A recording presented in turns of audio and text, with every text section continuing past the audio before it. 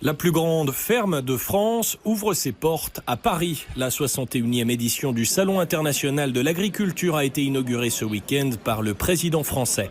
Comme Emmanuel Macron l'espérait, l'événement se déroule cette année dans un contexte plus apaisé. Une nouvelle loi vient d'ériger l'agriculture au rang d'intérêt général majeur.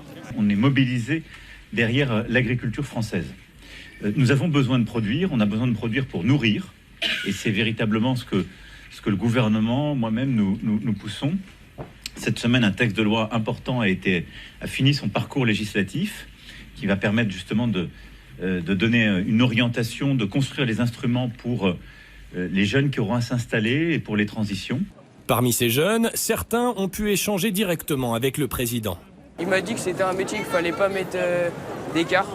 Il fallait beaucoup y réfléchir pour l'avenir, parce que plus tard, il faudra nourrir plus de personnes et plus aider les agriculteurs. Emmanuel Macron a déclaré vouloir protéger l'agriculture française de la concurrence des produits étrangers et des taxes douanières américaines.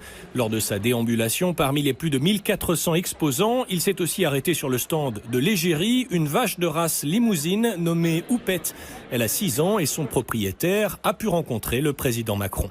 Il nous a écoutés, on voit qu'il maîtrise le sujet, qu'il connaît. Et après, maintenant, il faudra que derrière les paroles, il faudra qu'il y ait les actes. Cette année, le dispositif de sécurité a été renforcé pour garantir que l'événement reste festif et populaire. Beaucoup sont venus en famille pour voir les éleveurs bichonner leurs bêtes. C'est le cas de cette famille bretonne. Une grande ferme à plus de 4000 animaux, c'est toujours intéressant à voir. Donc on a fait ça pour le petit. C'est un beau rendez-vous. J'aime beaucoup ce qu'ils font. J'aime bien montrer la solidarité avec le monde paysan parce que j'estime qu'ils ont besoin de savoir que les Français les aiment. Cette année, le Maroc est le pays invité d'honneur. Son pavillon a été inauguré par le Premier ministre marocain et le ministre français des Affaires étrangères. La présence de l'agriculture marocaine au sein du salon comme invité d'honneur est une indication d'abord de l'amitié profonde qu'a le Maroc avec la France, mais deuxièmement de l'importance de l'agriculture, de l'importance de la solidarité de nos agriculteurs.